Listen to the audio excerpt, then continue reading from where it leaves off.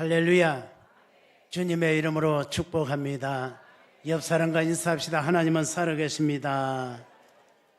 하나님은 축복하시기 원하십니다. 하나님의 축복이 여러분에 임할 줄 믿습니다. 1월달은 결심의 달이고 오늘 둘째 주라 오늘 본문의 말씀을 가지고 순종할 때 기적이 일어납니다 라는 제목으로 2026년 한 해는 하나님의 말씀에 순종하며 하나님의 능력을 경험하는 축복의 해가 되도록 결심하는 그런 달이 되었으면 좋겠습니다. 우리가 성경에 보면 순종의 본을 보인 사람이 나오는데 바로 아브라함이라는 사람입니다. 아브라함은 갈대아 우르에 살 때 갑자기 하나님이 오셔서 너는 내가 너에게 보여줄 땅으로 가라 그렇게 명령합니다. 어떤 땅도 아니고 하나님이 보여주실 땅이라, 내가 너에게 주실 땅이 아니라 보여주실 땅이라고 이렇게 말합니다. 하나님은 그 땅이 어떤 땅인지, 얼마나 가야 하는지 이런 것을 말씀하지 않고 그냥 고향 친척의 집, 고향 땅을 떠나라고 명령했습니다. 근데 아브라함은 하나님의 그 말씀에 그저 순종했습니다. 그 이유는 하나님께서 보여주시는 땅은 참 좋은 땅일 것이라 믿었기 때문입니다. 그래서 양들을 끌고 짐을 꾸려서 마치 이사 형렬처럼 가나안을 향해 갑니다. 아브라함이 가는 길에 두 갈래 길이 나오면 하나님 앞에 서서 기도합니다. 하나님, 어느 쪽으로 갈까요? 하나님이 명하시는 대로 또 따라갑니다. 세 갈래 길이 나오면 그곳에서도 역시 기도합니다. 이렇게 아브라함은 하나님 앞에 기도하며 하나님의 말씀을 따라 갔습니다. 그런데 그가 가다가 보니까 맑은 물, 푸른 초장이 있는 양들을 먹이기 좋은 땅들이 보이기도 합니다. 아브라함은 그곳에 멈추고 싶었지만은 하나님은 이것도 아니다. 그래서 그는 하나님의 말씀을 따라갔더니 그 땅이 척박한 땅이라. 마침 흉년까지 들어서 양들을 먹일 수 있는 초지도 없고 물도 없었습니다. 그래서 양들을 먹이기 위해서 하나님이 명령하신 그 자리에 머무르지 아니하고 그는 점점 남으로 가다가 애굽까지 갔습니다. 그 땅은 푸른 초장도 있고 맑은 물도 있었습니다. 그러나 그가 사랑한 아내를 빼앗기고 말았습니다. 괴로워할 때 하나님께서 아브라함의 그 마음을 아시고 아내 사례를 다시 되찾게 해주어서 그는 하나님의 명령을 따라 가나안으로 다시 돌아왔습니다. 그 땅은 처음 보던 그 땅과 변함이 없었습니다. 그러나 아브라함의 마음이 바뀌었습니다. 땅은 처음 볼 때 그 땅이었지만 그 땅에 임하는 아브라함의 마음이 바뀌었다는 거예요.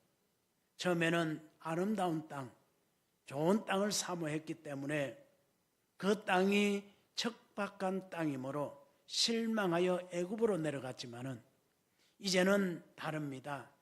하나님의 계획을 보았습니다. 처음에는 땅을 보았지만은 이제는 이 땅에서 하나님께서 나를 통해서 행하실 그 일을 보았다는 거예요.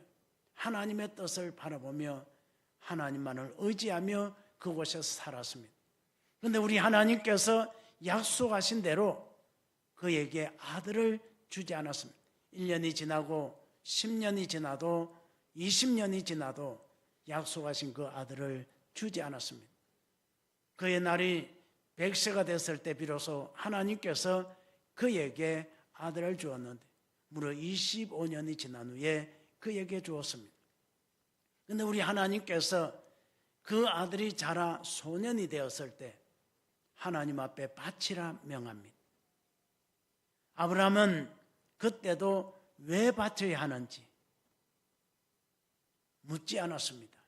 그저 하나님께서 바치라 하시니 순종했다고 성경은 말하고 있습니다. 이처럼 아브라함은 하나님의 말씀에 토달지 않고 명하시면 무조건 아멘 했다 그런 얘기입니다. 그래서 우리 하나님 앞에 아들 이삭을 바칠 때 하나님이 비로소 말합니다. 이제야 너가 나를 믿는 줄 내가 안다는 거예요. 아브라함이 지금까지 하나님을 믿고 가나안 땅에 왔습니다. 고향 집도 버리고 친척들도 떠나서 아버지 어머니를 떠나서 아는 곳이 없는 이 생판 부지에 왔는데 하나님께서 그 모든 것을 보시고 내가 너를 믿는다, 네가 나를 믿는 줄 안다 이렇게 말하지 않고 백세에 얻은 아들을 하나님 앞에 드렸을 때 비로소 하나님이 그렇게 말씀하십니다. 이제야 너가 나를 믿는 줄 안다. 이 말씀 속에는 여러 가지 뜻이 담겨 있습니다. 이제 내가 너를 믿겠다 이런 얘기. 지금까지 너가 나를 믿고 살아왔지만은 이제부터는 내가 너를 믿고 너를 도와줄 것이다. 너를 열국의 아비가 되게 할 것이라고 말씀하고 있습니다. 그래서 이 순종을 믿음의 열매라 그렇게 말씀하고 있습니다. 우리 성남교회 모든 성도들도 순종하여 우리의 믿음을 하나님 앞에 보이는 여러분 되시기를 주님의 이름으로 축원합니다. 사무엘상 15장 22절에 보면 순종이 제사보다 낫고 듣는 것이 수양모의 기름보다 낫다고 말하고 있습니다. 그 이유가 뭡니까? 바로 믿음이 없이는 순종하지 못하기 때문이라고 하는 사실입니다. 그러므로 우리는 하나님이 떠나라 하면 떠나고 머무르라 하면 머물러야 된다고 하는 사실. 자신의 생각을 앞세워서 따지거나 불신의 생각으로 불순종하는 그런 사람이 되어서는 안 됩니다. 하나님의 말씀을 읽으며 하나님의 말씀을 들을 때 의심해서도 안 됩니다. 왜냐하면 이 의심은 창세 이후로 지금까지 사탄이 하나님의 백성된 우리를 넘어뜨리게 하는 무기였습니다. 창세 이후로 사탄이 사용하는 이 의심으로 인해서 넘어지지 않는 사람이 거의 없었다고 하는 사실. 사탄이 이렇게 넘어지게 할 때는 그냥 의심을 불어넣는 것이 아니라 우리들의 눈에 욕심이 나도록 탐스럽게 하도록 보여주시고 의심을 불어넣어준다고 하는 사실입니다. 그래서 성도들은 알면서도 넘어지게 된다 하는 사실입니다. 하와도 선악과를 먹으면 안 된다는 사실을 알고 있었습니다. 창세기 3장 6절에 보면 여자가 그 나무를 본 적 먹음직도 하고 보암직도 하고 지혜롭게 할 만큼 탐스럽기도 한 나무라고 이렇게 말하고 있습니다. 사탄은 이렇게 보여주는, 사람은 생각하는 대로 보여지기 때문입니다. 사탄이 분명히 말합니다. 그 실과를 먹으면 지혜로워져서 하나님과 같이 된다 이렇게 말을 했습니다. 그것을 먹으면 지혜롭다고 이렇게 말했기 때문에 그 말을 믿고 그런 생각으로 보니까 지혜롭게 할 만하다는 거예요. 지혜롭게 할 만한 것이다. 그래서 그 열매를 먹고 자기 남편에게도 주었던 것을 봅니다. 이것이 사탄의 전략이라고 하는 사실. 사탄은 우리들을 너무너무 잘 압니다. 그런데 우리는 사탄을 잘 몰라요. 사탄은 우리가 언제 어느 시에 어떻게 하면 넘어지는지 알고 있습니다. 그리고 기다리고 있는 겁니다. 요나가 니느웨로 가라는 명을 받았을 때 다시스를 향합니다. 그런데 딱 나루터에 가보니까 다시스로 가는 배가 있었던 겁니다. 사탄은 알고 있습니다. 어떻게 하면 넘어지는지 알고 그 자리에서 기다리고 있으나 우리는 사탄의 전략을 알지 못합니다. 그래서 사탄에게 넘어지게 됩니다. 그래서 우리 하나님께서는 성령을 받으라고 말합니다. 인간의 생각으로 인간적인 이것을 가지고는 도저히 사탄의 계략을 이겨낼 수 없기 때문에 하나님께서 성령을 받으라 말씀하시고 그리고 하나님의 말씀을 들으라고 말합니다. 왜냐하면 로마서 10장 17절에 있는 말씀처럼 믿음은 들음에서 나는데 그 들음은 하나님의 말씀이기 때문입니다. 그리고 우리는 하나님의 말씀을 듣기만 하는 것이 아니라 순종해야 된다. 그래서 구약 성경에 보면 청종이라는 단어가 36번 나옵니다. 우리 하나님께서 청종이라는 단어, 듣고 순종하라는 얘기입니다. 이 말이 36번이나 나오고 있습니다. 여러분, 하나님의 말씀을 듣고 순종하여 우리의 믿음을 하나님 앞에 보여서 하나님으로부터 우리의 믿음을 인정받는 여러분이 다 되어지시기를 주님의 이름으로 축원합니다. 공중으로 나르는 새는 한쪽 날개로는 절대로 날아갈 수가 없습니다.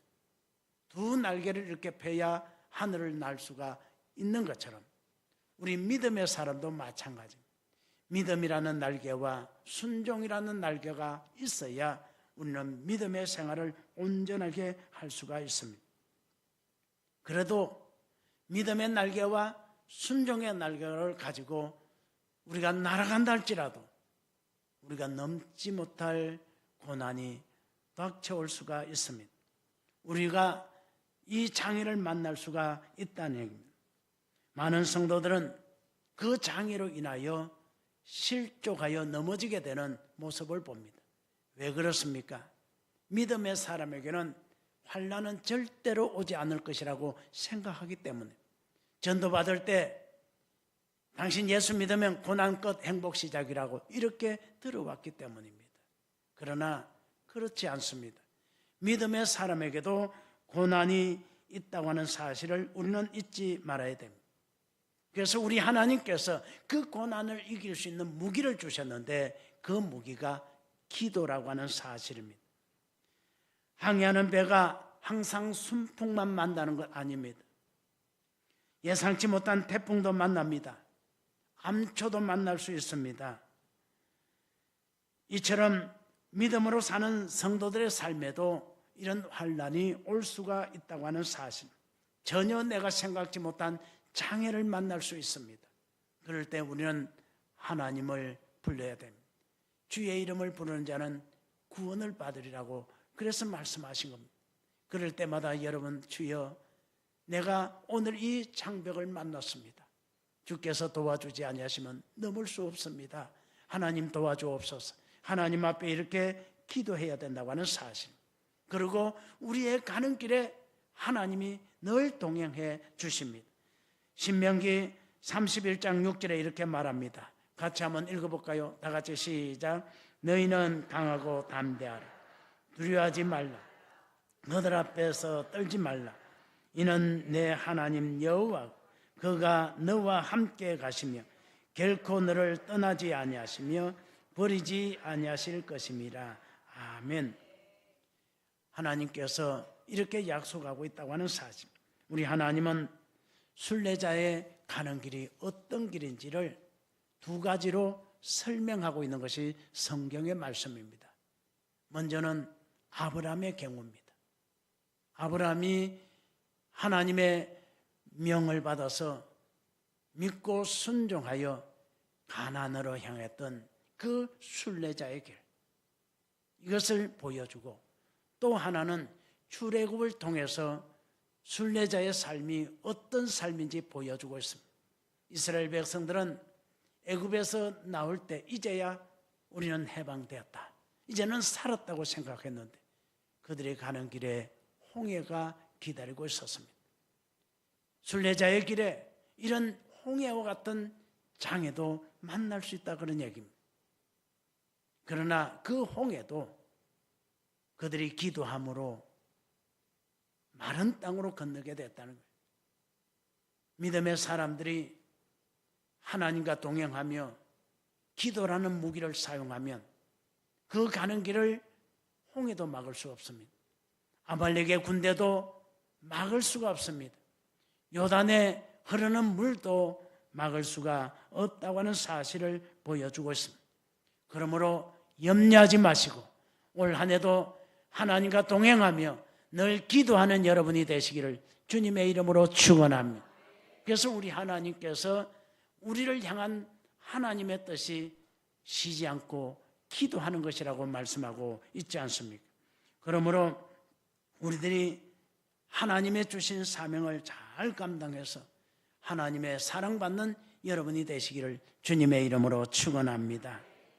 하나님께서 순종하며 가라고 명령할 때 가는 것은 내가 할 일이고 갈 수 있도록 도와주시는 것은 하나님이십니다. 오늘 여기 본문에서 우리 하나님께서 여호수아를 통해서 말씀합니다. 성을 돌아라고 말합니다. 성을 도는 것은 제사장들과 이스라엘 백성들이 할 일이고 성을 돌 수 있도록 도와주시는 일은 하나님이 하시는 일이라고 하는 사실입니다. 그러므로 내가 해야 할 일을 할 때 하나님께서 우리의 삶을 도와주신다는 사실을 믿고 믿음으로 순종하는 여러분이 되시기를 주님의 이름으로 축원합니다. 그래서 오늘 여기 말씀을 통해서 우리에게 주시는 교훈 세 가지를 짧게 생각해 보면, 첫째로 말씀을 믿고 순종하였다고 하는 사실입니다. 12절로 13절에 보면 여호수아가 아침에 일찍이 일어나니 제사장들이 여호와의 궤를 메고 제사장 7은 양각 나팔을 7을 잡고 여호와의 궤 앞에서 계속 행진하며 나팔을 불고 무장한 자들은 그 앞에 행진하며 후군은 여호와의 궤를 뒤따르고 제사장들은 나팔을 불며 행진하였다고 말씀하고 있습니다. 여리고 성에 있는 왕과 백성들은 그 모습을 지켜보았을 겁니다. 이스라엘 백성들이 저들을 향해서 돌진할 줄 알았는데 나팔을 불며 행진만 하고 있습니다. 그들이 그 모습을 보고 정말 이상하게 생각도 했겠지만 두려워 떨었을 겁니다. 저들이 왜 저럴까? 저들은 이미 애굽에서 하나님이 행하셨던 그 모든 것을 들어서 알고 있기 때문에 혹시나 저들이 이렇게 돌 때 하늘에서 불이 내리지 않을까? 그 백성들을 보며 하늘을 쳐다보았을 겁니다. 우리는 이 말씀을 다시 한번 되새겨봐야 돼요. 믿음의 사람들은 왜 도는지 모르고 순종하며 돌고 있었습니다. 그러나 불신자들은 그것을 통해서 하나님의 진노가 임할까 하늘을 보았다는 거예요. 그들은 오히려 하나님의 역사를 더 믿고 두려워하면서 하늘을 보며 그들을 보며 왜 저런 일을 하고 있는지 여러 가지 생각을 했을 겁니다. 여호수아 2장 9절로 10절에 보면 정탐꾼들이 여리고성에 들어갔을 때 이미 그들이 말을 합니다. 하나님께서 그들을 통해서 애굽에서 행하신 일과 그리고 애굽에서 나와서 이 요단강까지 올 때까지 그 백성들에게 행한 모든 일을 알고 이미 간담이 녹았다. 이렇게 말하고 있습니다. 저들은 소문을 듣고 다 알고 있었기 때문에 불안에 떨고 있었다는 거예요. 애굽에서 행한 일, 또 행진하면서 아말렉 족속들에게 행한 모든 일들을 알았기 때문에 저들은 두려워하고 있었다고 하는 사실. 그러나 정작 그 성을 돌고 있는 이스라엘의 제사장들이나 그 백성들은 왜 돌아야 하는지를 모르면서도 돌고 있었다고 하는 사실입니다. 왜 하나님께서 왜 돌아야 하는지 말씀하지 않고 돌아라고 했을까요? 하나님은 그들의 믿음을 바라보신 겁니다. 이들이 여리고성을 정복하고 이스라엘 땅을 차지할 만한, 이 가나안 땅을 차지할 만한 믿음이 있는지 하나님이 바라보셨다는 거예요. 사무엘상 2장 3절에도 보면 심히 교만한 말을 다시 하지 말 것이며 오만한 말을 너희 입에서 내지 말지어다. 여호와는 지식의 하나님이시라. 행동을 바라보신다고 했습니다. 우리 하나님은 우리의 모든 행위를 바라보신다는 거예요. 그리고 우리 하나님께서 우리의 모습을 보고 축복하시는데 우리 하나님은 7일 동안 이스라엘 백성들이 어떤 마음으로 돌고 있는지 지켜보았다는 거예요. 억지로 도는 것인지 하나님의 말씀에 순종하고 믿음으로 돌고 있는 것인지 하나님은 그들을 지켜보았다고 하는 사실입니다. 그런데 히브리서 11장 30절에 보면 이렇게 말합니다. 같이 한번 읽어볼까요? 다 같이 시작. 믿음으로 7일 동안 여리고를 도니 성이 무너졌습니다. 아멘. 여기 말하고 있다는 거예요. 하나님이 지켜봤대. 저들이 하나님이 명령하니까 어쩔 수 없이 불평하며 도는지 아니면 믿음으로 순종하여 도는지를 7일 동안 지켜보시고 마지막 7일 때는 7바퀴 돌게 해서 지켜봤다는 거예요. 왜 오늘은 7바퀴? 7일 동안 돌아도 아무 일도 일어나지 않는데 왜 돌아라고 하는지 불평하는 사람이 있는지 지켜봤더니 아무도 그런 사람이 없었다는 거예요. 그래서 이브리서 기자는 믿음으로 7일 동안 여리고를 도니 성이 무너졌다 이렇게 말씀하고 있는 것을 볼 수가 있습니다. 이렇게 믿음으로 순종하면 여리고 성이 무너지듯이 우리들의 앞길을 막고 있는 장애물도 무너지는 은혜의 역사가 있게 될 줄로 믿습니다. 이스라엘 백성들은 40년 동안 광야 생활을 하면서 순종을 배웠습니다. 그렇다면 우리는 지금까지 신앙생활하면서 무엇을 배웠습니까? 어떤 분은 모태에서부터 시작해서 50년, 60년, 우리 서장로님 같은 경우는 90년 하나님 앞에 믿음 생활을 하면 지금까지 온 거 아닙니까? 그럼 그동안에 무엇을 배웠습니까? 이스라엘 백성들은 광야 40년 생활하는 동안 순종을 배웠다고 하는 사실. 우리도 이제 순종을 배워서 순종하는 사람이 되어야 됩니다.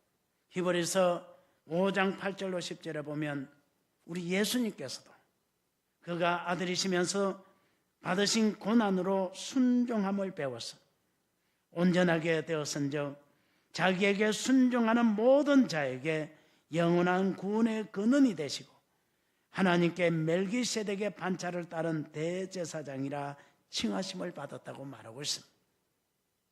우리 예수님도 고난 속에서 순종을 배웠다 이렇게 말씀하고 있습니다. 우리들이 신앙생활하면서 여러 가지 내가 생각지 못한 어려운 일들이 일어나도 믿고 순종할 수 있는 순종을 배우는 여러분이 되시기를 주님의 이름으로 축원합니다. 내가 경험하지 못했던 일이 일어나고 내가 전혀 예상치 못한 일이 일어나도 하나님의 말씀에 의지하여 기도하고 믿음으로 순종하며 나아갈 때 하나님께서 큰 은혜로 더하여 주실 줄로 믿습니다. 그런데 우리가 한 가지 기억해야 될 것은 내가 처음 신앙생활을 시작했을 때와 지금 다르게 하나님이 인도하신다는 사실. 잘 한번 보십시오. 순종에 대해서 두 가지 설명했는데 하나는 아브라함 경우, 하나는 출애굽이라고 말씀을 드렸습니다. 이스라엘 백성들이 출애굽할 때에 그때에 율법이 없었습니다. 그래서 그들이 홍해 앞에 섰을 때에 하나님께서는 홍해를 마르게 하시고 건너게 하셨습니다. 그런데 요단강을 건널 때는 가장 물이 많을 때 물이 마르게 하지 않고 하나님의 법궤를 어깨에 맨 제사장이 그 요단강에 들어섰을 때 물이 마르게 하시고 건너게 하셨습니다. 방법이 달랐습니다. 왜 그랬습니까? 출애굽한 이스라엘 백성들은 율법이 없었고 제사장이 없었습니다.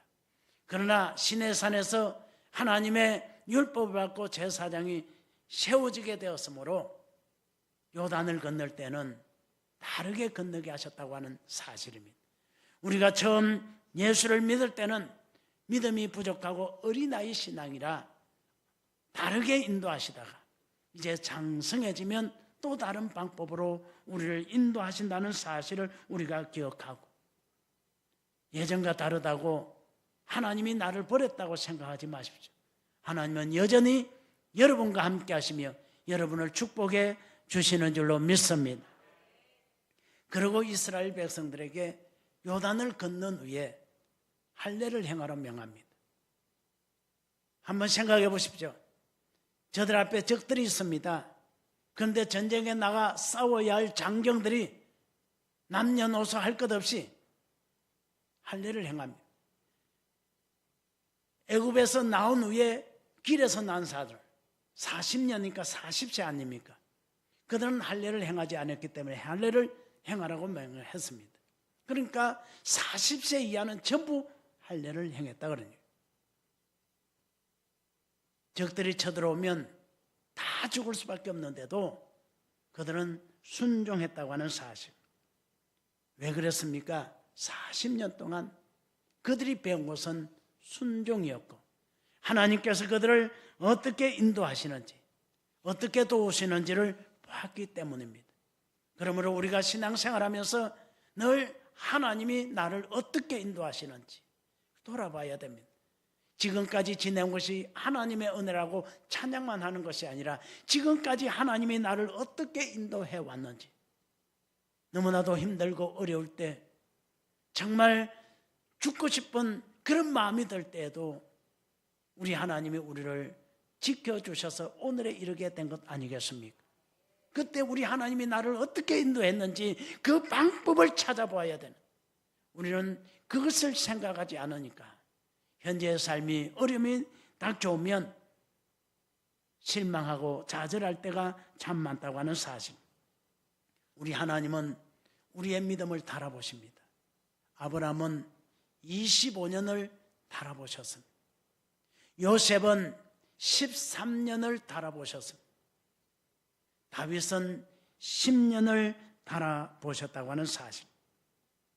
그들이 믿음의 분량에 이르렀을 때 비로소 우리 하나님께서 약속하신 복을 내려 주셨다고 하는 사실을 우리가 기억하고, 하나님이 주시는 응답만 기대하지 말고 내 믿음이 하나님께서 내가 원하는 그 은혜를 주실 만한 믿음의 분량이 됐는지, 내 믿음이 성장했는지 돌아보고, 부족하다면 믿음이 성장할 수 있도록 우리가 기도하며 우리의 믿음을 키워나가야 된다고 하는 사실입니다. 그래서 에베소서 4장 13절에 보면 그리스도의 장성한 분량에 이르기까지, 그리스도의 장성한 분량에 이르기까지 우리의 믿음이 성장하기를 원하고 있다고 하는 사실을 보여주고 있습니다. 내가 가진 꿈을 이루려면 하나님이 요구하는 믿음의 수준에 이르러야 된다고 하는 사실을 보여주고 있습니다. 하나님은 그래서 열심히 노력하는 자에게 은혜를 베풀어 주시기 때문에 로마서 12장 11절에서 부지런하여 게으르지 말고 열심을 품고 주를 섬기라고 말씀하고 있습니다. 예수님께서도 착하고 충성된 자에게 주님이 예비한 그 즐거움의 자리에 참여하게 하셨다고 하는 사실을 보여주고 있습니다. 오늘 본문을 우리는 살펴봅니다. 하나님은 그들이 전혀 생각하지 않았던 일을 하라고 명령하고 있습니다. 매일 성을 하루에 한 번씩 돌아라고 명령하고, 그것도 엿새 동안 그리 돌아라고 했습니다. 저들은 왜 돌아야 하는지 몰랐지만은 믿음으로 순종하니까 그렇게 경고했던 여리고성이 무너졌다고 하는 사실을 알 수가 있습니다. 그런데 놀라운 것은 그 성이 무너지는데 이스라엘 백성들은 7바퀴 돌고 성을 둘러서서 소리를 함성을 지르는 그런 상황입니다. 성이 무너지면 그 돌들이 어디로 가겠습니까? 그 돌들이 어디로 가겠어요? 그런데 이스라엘 백성들은 아무도 그 돌 때문에 다치거나 죽은 사람이 없었다고 하는 사실을 우리가 생각해야 됩니다.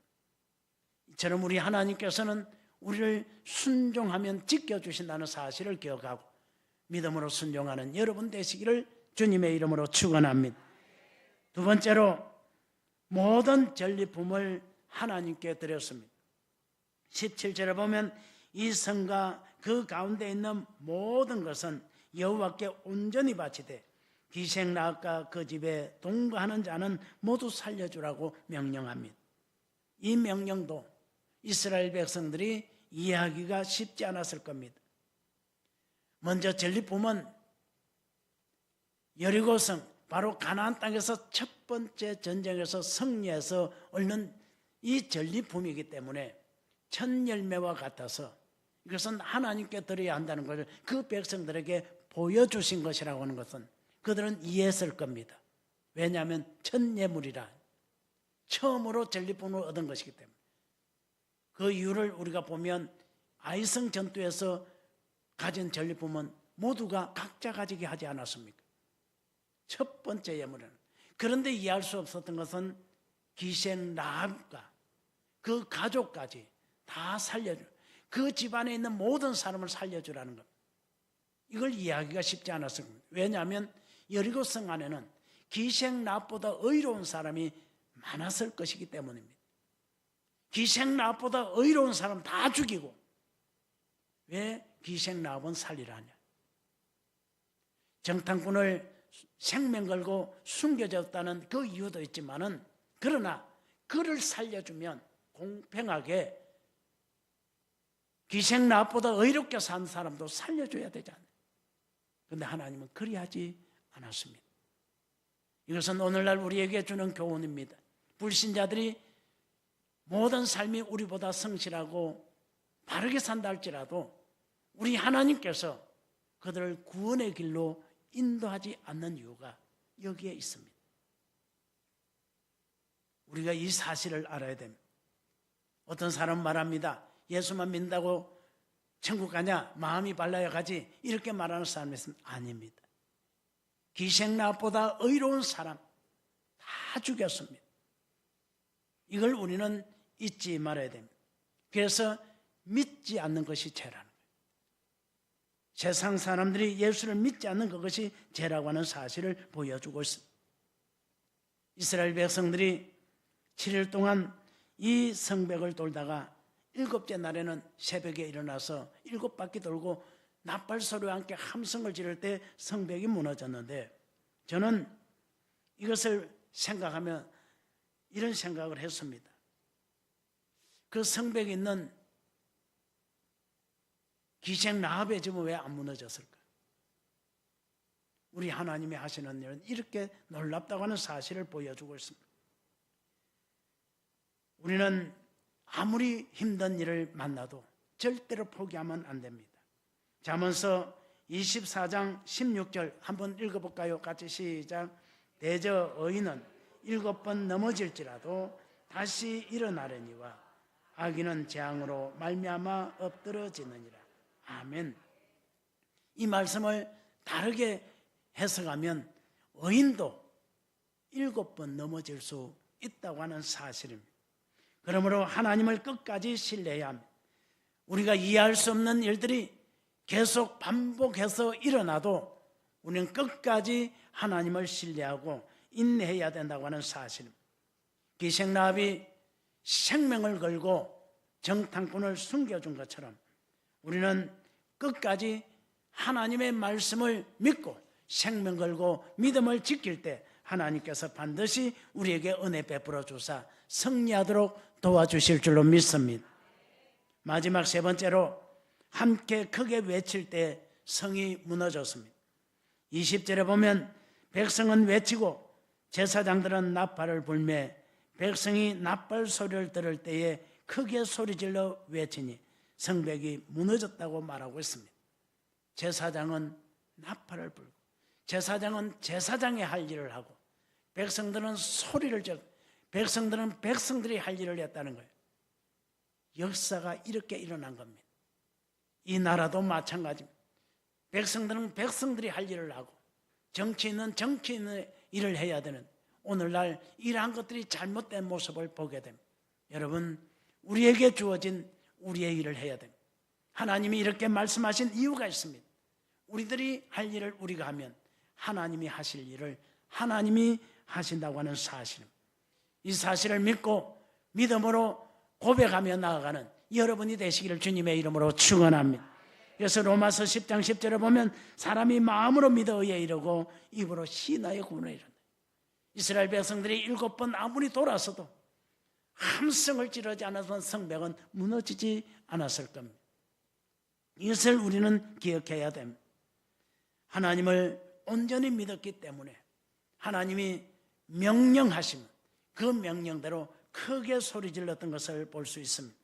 그래서 역대하 20장 20절에 보면 너희는 너희 하나님 여호와를 신뢰하라.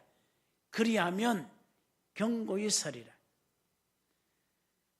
그의 선지자를 신뢰하라. 그리하면 형통하리라고 말씀하고 있습니다. 여러분 형통하기 원합니까? 여러분이 범사에 잘 되기를 원합니까? 그럼 하나님을 신뢰하시고 하나님이 세운 선지자를 신뢰하는 여러분 되시기를 주님의 이름으로 축원합니다. 이스라엘 백성들은 이러한 믿음을 가지고 순종하며 살았기 때문에 여리고성이 무너지는 기적을 체험했다고 하는 사실은 마찬가지로 우리가 이런 믿음을 가지고 나아가면 우리를 막고 있는 어떤 장벽도 여리고성이 무너지듯이 무너지는 은혜의 역사가 일어나게 될 줄로 믿습니다. 우리가 여호수아 2장 15절에 보면 기생 라합의 집이 이 성벽 위에 세워졌다. 그런데 우리가 좀 전에 보았듯이 성벽이 무너졌어요. 성벽 위에 세워졌으면 같이 무너져야 되지 않겠어요? 그런데 무너지지 않았다는 거예요.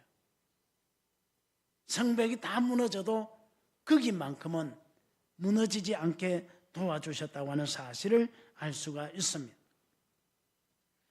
이것은 출애굽기 8장 23절에 보면 내가 내 백성과 내 백성 사이를 구별하리니 내일 이 표정이 있으리라. 이스라엘 백성들이 애굽에 있을 때 하나님이 말씀하신 대로 하나님의 백성과 백성이 아닌 자를 구분하셨다. 하나님이 구원할 자와 멸망할 자를 구분하셨는데 이 기생 라합의 집의 사람은 하나님이 구원할 자이기 때문에 성벽이 다 무너지는 가운데도 그 성벽만 무너지지 않고 기생 라합이 구원을 얻게 됐다고 하는 사실입니다. 그런데 문제는 여기에 있습니다. 하나님은 구별하는데 내가 구별된 삶을 살지 않고 있다는 겁니다. 하나님은 우리를 구별하고 우리를 은혜 베풀려고 하는데 내가 구별된 삶을 살고 있지 않는 것이 문제라는 거예요. 이제 올 한 해는 구별된 삶을 살아서 하나님의 주시는 복을 받으시기를 주님의 이름으로 축원합니다. 오늘 말씀을 정리합니다. 믿고 순종할 때 기적이 일어납니다. 그래서 이스라엘 백성들은 말씀을 믿고 순종했습니다. 모든 전리품을 하나님께 드렸습니다. 함께 크게 외칠 때 성이 무너졌던 것처럼 우리가 마음으로 믿고 입으로 시인하여 구원에 이르는 여러분 되시기를 주님의 이름으로 축원합니다. 기도하겠습니다. 하나님 아버지,